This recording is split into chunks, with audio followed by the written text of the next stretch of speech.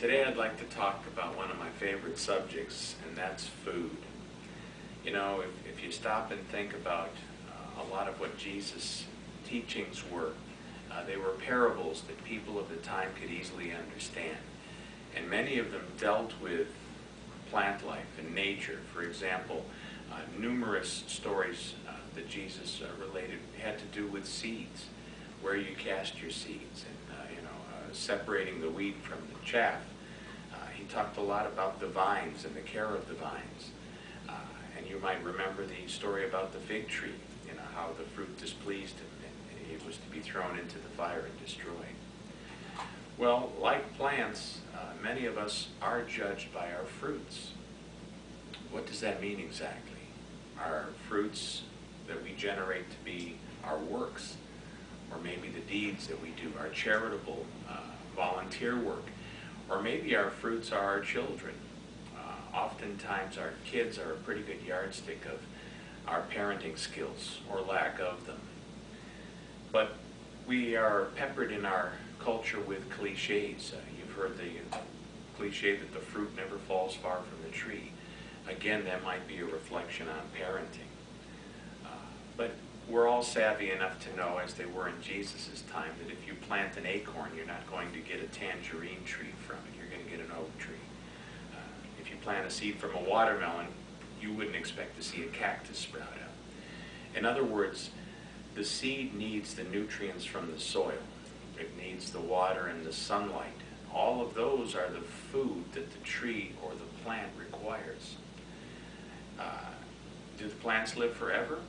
Well, there are plants that have a life cycle and die every year and are reborn by their seeds, their annuals and perennials, much like the animal kingdom. Because you see, as we need food for our bodies, they're not going to run long without it. In other words, I've read a book recently about a man that completed a 39-day fast, but at the end of that fast, he did need nutrients. You may have heard about the people that are sun gazers, that claim to not eat at all, that they get their energy, their life nutrients from the sun. Well, for the large majority of us, we can't go that long without food. And again, another cliche that we're all familiar with is you are what you eat. If you have a steady diet of fast food and potatoes and pizza and deep fried foods, you're going to pay the price, because eventually you'll plug your body up and have a price to pay for it. On the other hand, there are vegetarians who eat nothing but vegetarians, and they're lacking certain nutrients that are found only in proteins. You may remember the stories of the ancient mariners, how they used to come down with scurvy, until it was discovered that by taking the juice of limes, they could eliminate the potential for contracting that disease. And that's where some of the English people were known as limeys from, not to get off the track. So we're all familiar with what we should and shouldn't eat and the nutrients we need to fill our body. And we see the evidence of people who have abused their bodies with alcohol or drugs and the like, and how the bodies break down. After a certain amount of time, their organs shut down and they're unable to continue. Well, like the plants, we have an earthly lifespan. These physical bodies that we're in right now are intended to carry our spirit around in this life experience, so that we are able to experience the earth and our interactions with others as humans. We're all in school here, but at the end of school, when that bell rings, the final class, these bodies will eventually be retired. But wait a minute, you say.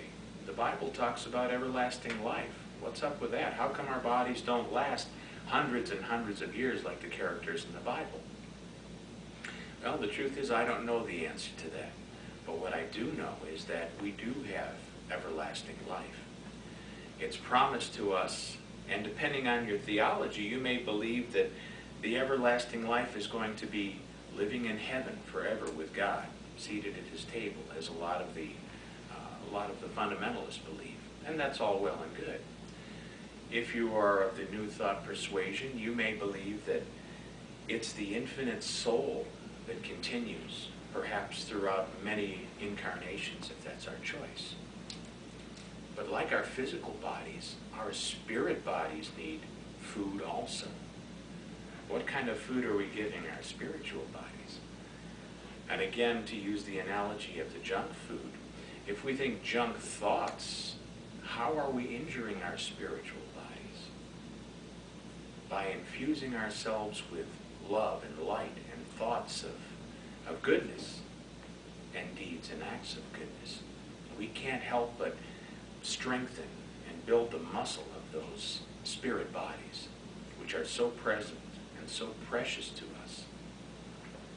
Instead of feeding ourselves a steady diet of negative thinking, of woe is me, of victimhood and the victim mentality, let's elevate ourselves to the height.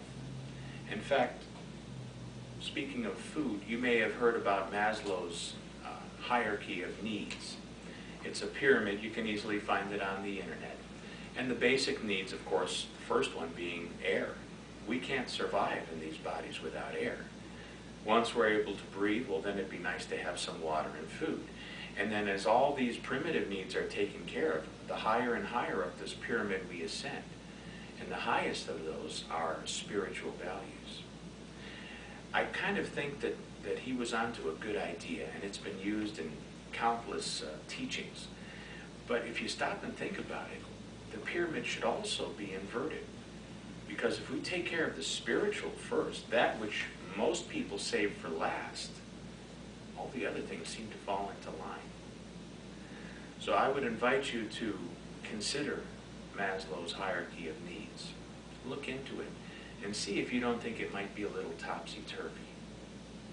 As we examine our health and our livelihood and what foods we're taking into our bodies, let's take a closer look at the input we're putting into our minds. Well, we all have to start somewhere, and a starving man would be content with a cup of water and a crust of bread. As he becomes more sated, they have what they call the diminishing law of return. The more you get, the less you want of it, and you seek different, finer foods, perhaps, after the survival needs have been met. Using that same analogy about the thoughts that we're feeding our spirit bodies, we need a little bit of a crutch to get started. My favorite is the crutch called affirmations. While it's difficult to replace that freight train of thoughts that continues to rumble through our minds during our waking hours and our sleeping hours, let's start with something as simple as an affirmation that we hold near and dear to us. We've talked about many of them here, and there's numerous to be found on the internet. But find one that meets your needs, that speaks to your heart, and use it, even as simple as the one we talked about a couple of sessions ago.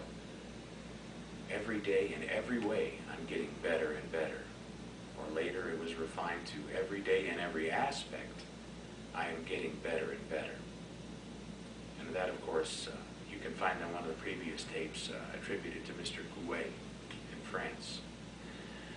Well, again, I'm running out of time. It's good to chat with you again. I hope you found something that you can use in your daily life. God bless you, and see you soon.